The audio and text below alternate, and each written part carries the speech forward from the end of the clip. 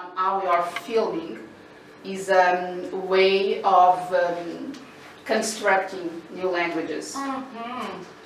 Do you see it like that? And Well, we try, mm, I think. Well, I think even being disruptive. Yes. I don't relate because I'm not a polyglot, although I've spent time in Brazil and South America. But I do know that I feel it in a different way because African Americans speak a form of Creole. We have our own way of speaking. And when I began to leave the country, I noticed all Africans change language constantly. Mm-hmm. In fact, there's some certain things you'll find whether you're in Jamaica, Brazil, or London, our names are different. And we name our kids differently. It's not because we lost connection with the motherland. It's because we create new sounds. It's part of the innovative, improvisational nature. And so I have to embrace that. So I don't embrace a new language, but I understand that what we speak is uniquely, it makes American English unique. It's a big contributor to how you hear American dialect versus other dialects.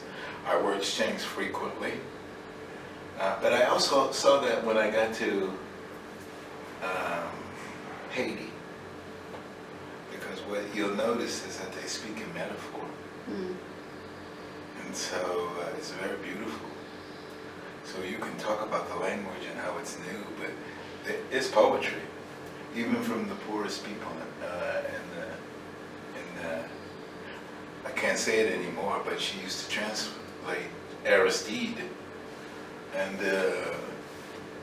you have to have an imagination to follow that. Yeah. And it was clear for you since the beginning that the documentary path would be yours? No, No. Mm. I was forced into it. Hmm. How?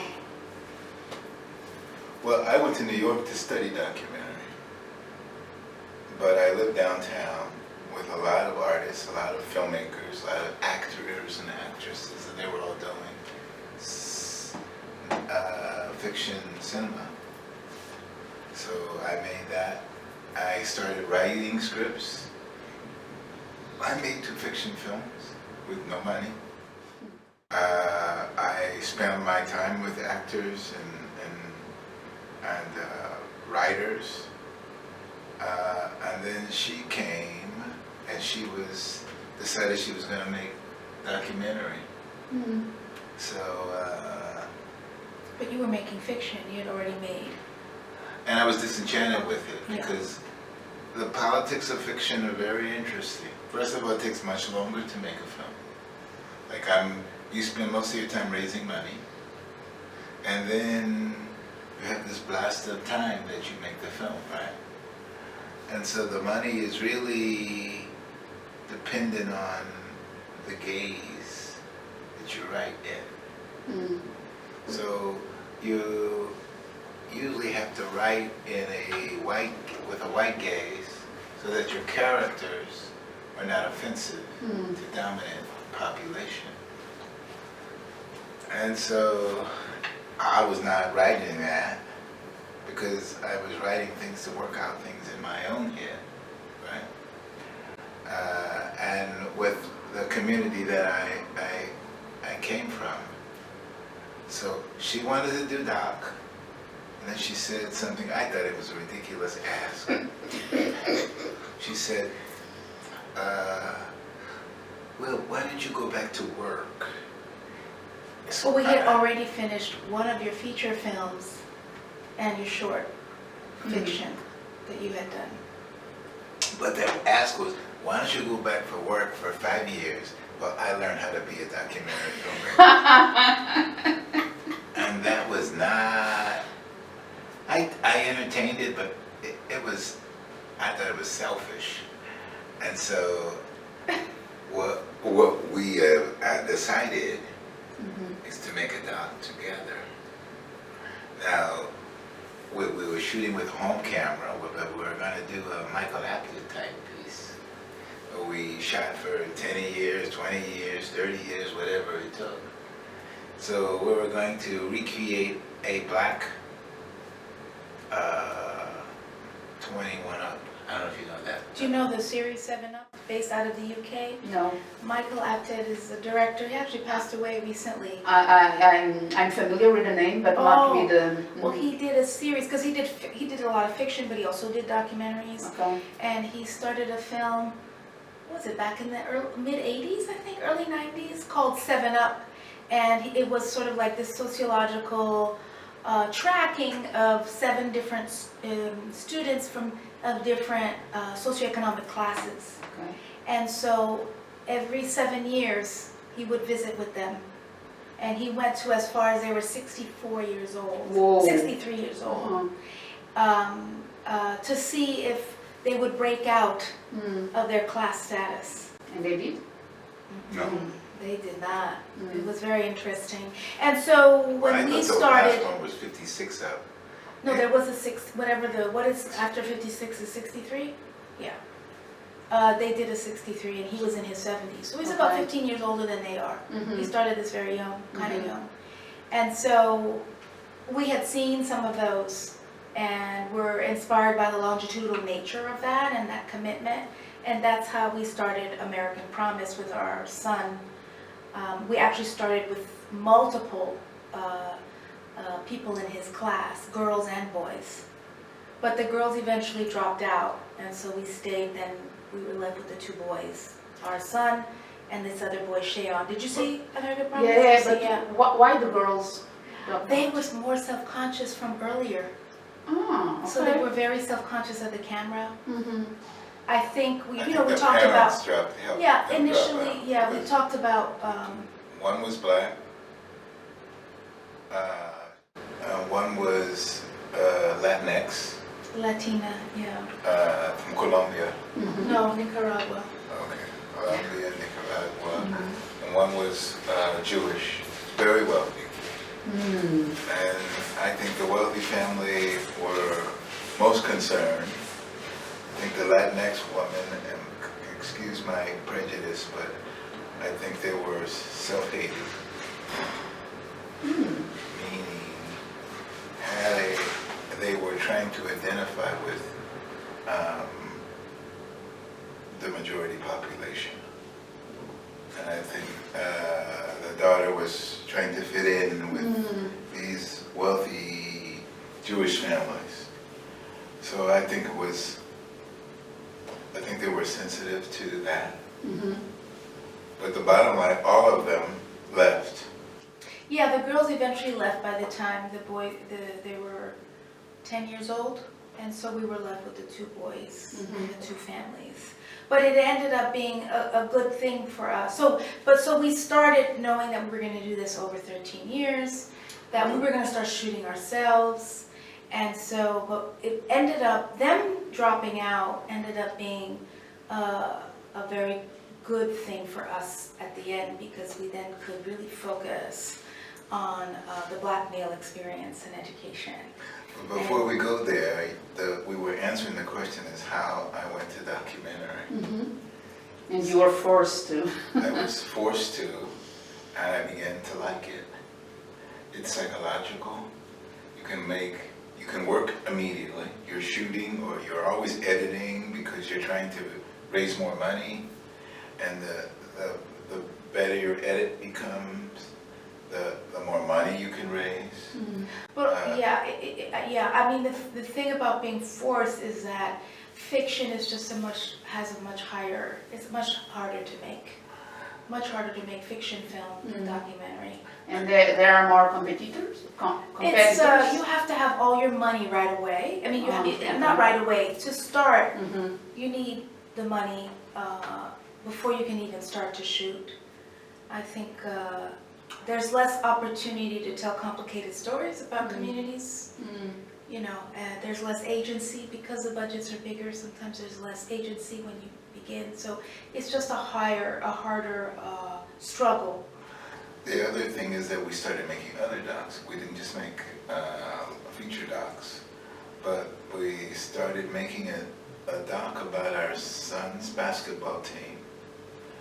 And we also made a second feature, not narrative. We made a fiction film as but well. I'm just talking about the journey from fiction to nonfiction.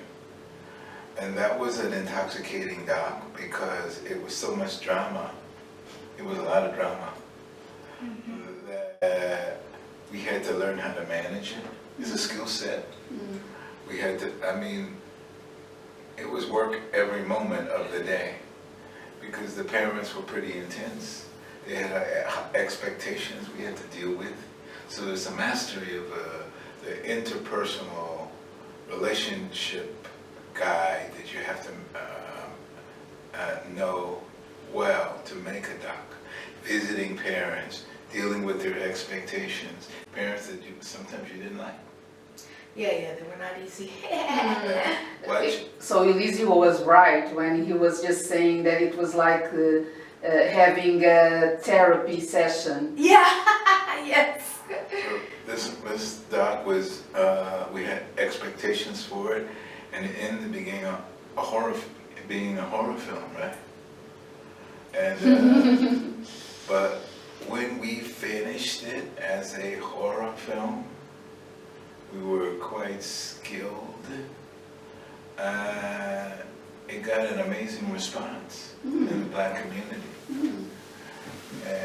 It won a festival or two, big one, and it's been seen in rotation ever since, either somewhere on cable. It's now playing on the Criteria channel, which is an honor. So we kind of developed a skill level that is hard to walk away from. And then we end up finishing American Promise. So we developed actually the esteem of our community from seeing Goliath. Michèle's made other documentaries. This idea, you were just bringing the community, the Black community as the audience. This is your main audience because we in Portugal, we struggle with Black audiences. It's really hard, even if the artist is a Black person, to just engage our community. You don't have this challenge.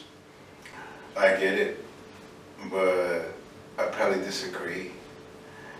The reality is that making films for white audiences is quite different. They see our work differently. And so we had to make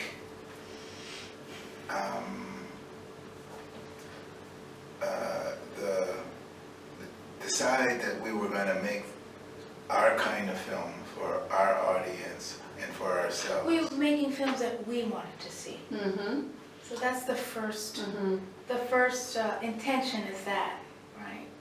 Can I engage in creating something not only that I'm proud of, but that I know that myself or others that I know in my community would want to go see. And you start with that, but we also understand, like you're saying, Black audience is not a monolith, right? That's it, yeah.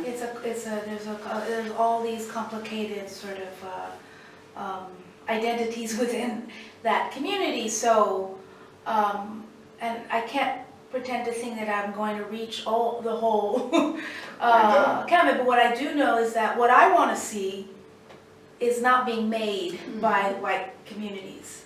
So we start there, and then from there we know that dominant culture, that racial capitalism does not cultivate new audiences. Right. It doesn't cultivate that audience. It doesn't cultivate my audience. So we always make sure that we spend time investing in the outreach and the community screenings that we know are necessary to create that dialogue for people to see themselves. So we don't just make the film and take it for granted that our Black audiences are going to go see it. We try to build audience. We try to raise money for the engagement. Sometimes we're more successful than others, but we're always intentionally making sure that the films that we make reach the audiences that we know are out there. But let me just say something else. For example, we're screening Going to Mars here, you know. But let me just say something else first. It's really not about building audience by being defiant and going to work. We went to work. We went to work half-time. We struggled. We sold things to make the film. But we developed a high skill level. In other words, and what is the skill? We make people cry. We really make people laugh. So once we prioritize story and emotion. So we tell this, make highbrow cinema or whatever it is, but in reality is American Promise had a following. In fact, it was almost a cult-like following. Black parents all over the country were coming up and showing up. And their children. And bringing their children. The children today. Because we are seeing our lives there being Exactly. screened. Yeah. We see our lives on screen, and it's so it catches like fire once you start the flame. You know, it becomes this ripple effect. So, I mean, if I look at Lisbon, it's a pretty Black town. It's a pretty Black city. The question is, are the stories resonant? Well, one, resonant, but also, are they reaching out to those audiences in a way that's very intentional? And sometimes, because it seems to me like the numbers are there. If the stories are there. I mean, if the stories are there and then there's some targeted work, you know, you might be able to fill up a few theaters, but it has to be intentional because the default is we're invisible. That's the default. And early on, the communities were smaller. Our audience grew over time, and I think it had something to do with our outreach, but it also had to do with the critical mass. Critical mass, yes, filmmakers. critical mass, right, of makers, right, and of exhibitioners too, of people who are exhibitioning in small theaters or elsewhere. Because if you take Brooklyn, for example, it's, you know, Brooklyn is still majority Black district, and there are exhibitioners who are going around the district screening Black films from all over the world. And they're, whether in the park, outside, in some certain community theaters, and it's packed. So I think we have to, so I can't speak for what the situation is here, but when you make Black films, you cannot stop at just making the films. You also have to think distribution, you have to think exhibition, you have to think of space, of venue, of engaging, because it's capitalism. Not, right, but also because it's not made for us. So it's not, the system was yeah, built the to exclude us. Exactly, so we have to go around it to reach, to get to the... And do you see it as a tool for political participation as well? To engage Absolutely. people? Yeah. But the film is politics. And in so many ways, which we won't discuss yet, but you can take my son's generation, and he's 31. So he has events. They have augmented reality installations, hip-hop music, dance, All together. art, Yeah. all together. And those are the hippest things going on in the city. He had one last night. Yeah. And he's not the only one. So art and theater and music is a way of creating a community of people who feel like they belong and who have agency in the culture. Because my son's biggest activity is to say, here is the history, which is augmented reality installations. Here is the history of Brooklyn. We were here 300 years ago. It was a farm right here. This is a graveyard on the coast. This is where people basically first voted. And he can do that all over the place. So he is intentional about conveying a sense of belonging and agency in that community. But just the nature of being here and singing your song is a political act. And so that's what I look for here. And that's what I look for in Canada and in England. And I think England's got a pretty strong artistic black community. And they're exporting their agency all over the world. That's exciting. I was thinking about that today. Like, that's why we're here. We're here because we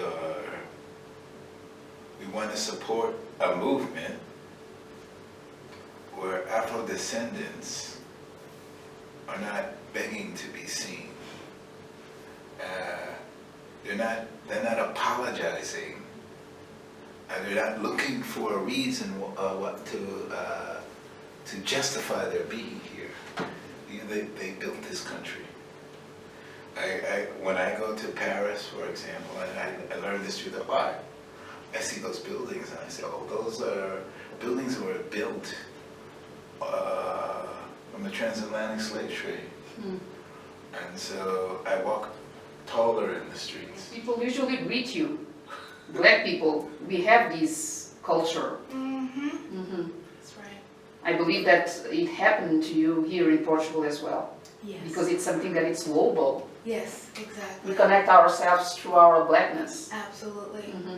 I was asking about this political participation because all our project, this Democracy in Action, it's about how we can create some cultural proposals and through this process engage our black community so that they can empower themselves and see themselves as part of the system with a voice.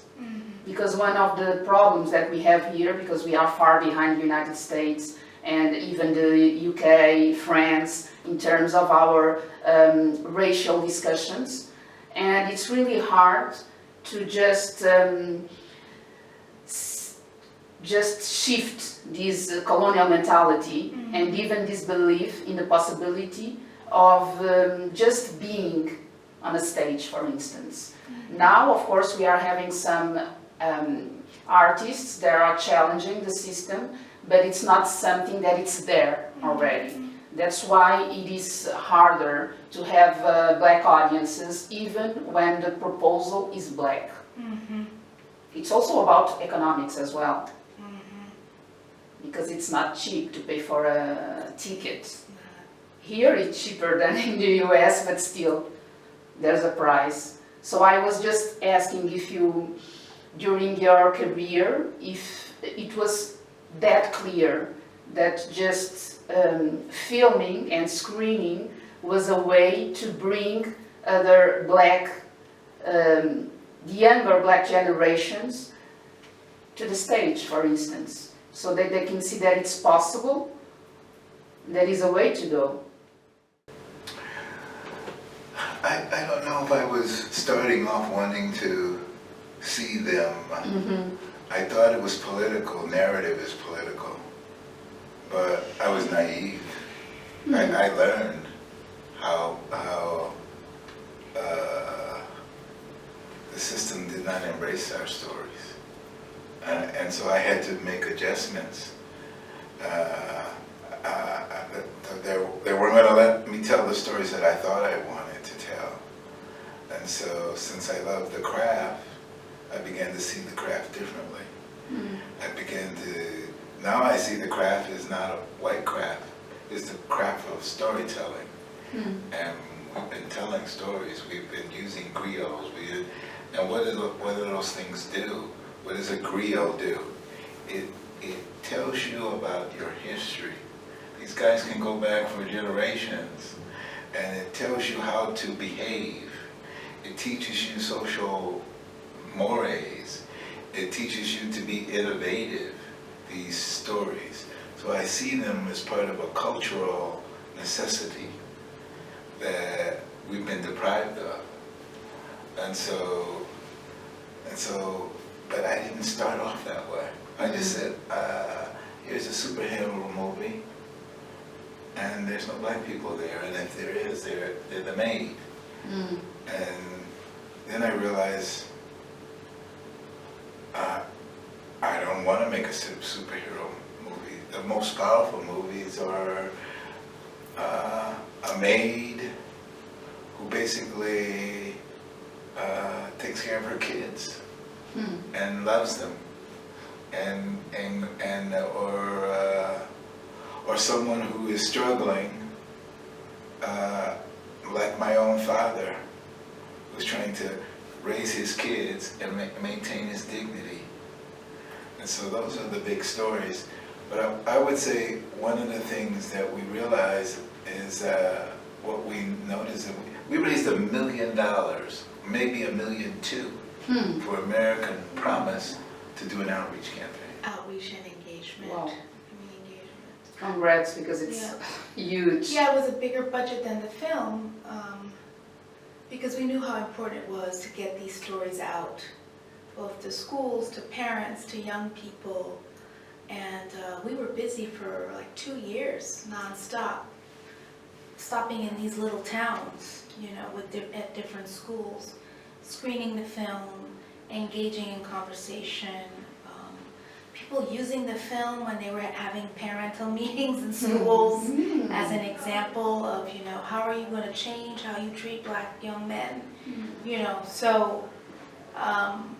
And black young women, all kinds of articles. Why are you dealing with the men? Yeah, what about the black girls? But then it created more conversation, which was really important. For me, there are different levels of I guess you would call mobilization, because and even the inspirational part of right, exactly. There's the inspirational part. There's the collaboration part. How do you build the people you end up working with? Are you going to, you know, support other black makers in the work that you're doing, either as editors or directors of photography that can collaborate to tell these stories? It's also this idea that narrative is so important, because we know right now, you know, certainly in the United States, that Trump is silencing narrative because he wants his narrative to dominate, because they feel threatened by the power of our narratives. And so understanding that there's a power in that means we must take the risk of even just telling the stories. And sometimes, you know, I think about, I'm not always sure what the impact will be right away, but I know that for me, for example, when I look at films, I look at specific makers from 20, 30, 40, 50 years ago, you know, whether it's Sarah Gomez from Cuba or other makers who just did their work, you know, but they're there and they serve as an inspiration 10, 20, 30 years later.